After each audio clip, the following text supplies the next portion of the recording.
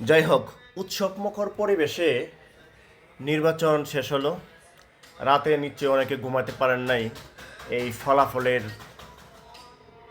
দিকে তাকিয়েছিলেন কি না কি হয়ে যায়। বিশেষ করে ঢাকা ৮ আসনে নাসিরউদ্দিন পাটোয়ারি। নাসিরউদ্দিন পাটোয়ারি এত বড় ফ্যান বেস তৈরি হলো কেন? অবশ্যই নাসিরউদ্দিন পাটোয়ারি ফ্যান বেস তৈরি করার যোগ্যতা সম্পূর্ণ একজন ক্যান্ডিডেট, তার জন্যই তার এত বড় ফ্যান বেস তৈরি হয়েছে, এটা অস্বীকার করা যাবে না। দ্বিতীয় হলো, সে আসনে আমাদের হাদি চলে গেছেন, হাদিকে দুনিয়া থেকে সরাই দেওয়া হয়েছে। আর সে হাদির আসনেই সে প্রতিদ্বন্দ্বিতা করলেন, কিন্তু সে কিন্তু ভয় পায়নি। সে আসন থেকে একজনকে অকালে ঝরিয়ে দিছে, কিন্তু সে কিন্তু থেমে যাননি, সে কথা বলছেন। আমাদের বাংলাদেশে না এরকম কথা বলার লোক, এরকম নাসিরউদ্দিন পাটোয়ারির মতো বেয়াদব লোক প্রয়োজন আছে। একটা গণতান্ত্রিক রাষ্ট্রের সৌন্দর্য কি? সমালোচনা করার স্বাধীনতা। তে নাসিরউদ্দিন পাটোয়ারি দেখেন, তার স্টাইল খুব সহজ স্বাবলম্বীভাবেই সে সমালোচনা করে গেছেন, বই পান না কিন্তু। ঢাকা শহরে মির্জা আব্বাস,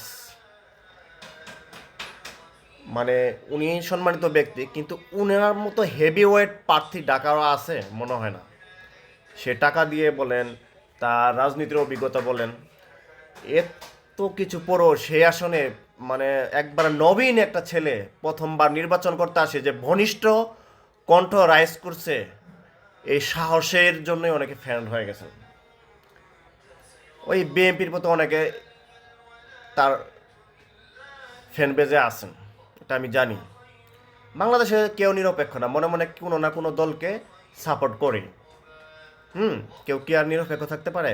তাই বলে আমি একটা দলের পক্ষ নিয়ে আসি জন্যই আমার দলের ঋণ খেলাপি বা চাঁদাবাজ বা একে তো আমি ভালোবাসতে পারি না।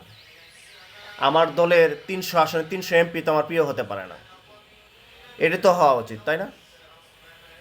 তে তেমনিভাবে নাসিরউদ্দিন পাটোয়ারির যে ফ্যান বেস তৈরি হয়েছে সারা বাংলাদেশে, সে যেভাবে কথা বলতে পারে, বা আমরা যারা আশা করছিলাম নাসিরউদ্দিন পাটোয়ারি সংসদে গেলে হাদির হত্যার বিচার চেয়ে একটা জোরালো কণ্ঠস্বর হবে হাদির হত্যার বিচার আদায় করার ক্ষেত্রে, তাই আমি আশা না বিশ্বাস করি এই যে উচ্চকক্ষ যে ১০০ আসন তৈরি হবে, এটা এনসিপি থেকে কিছু না কিছু আসন তো পাবেই পার্সন হিসেবে।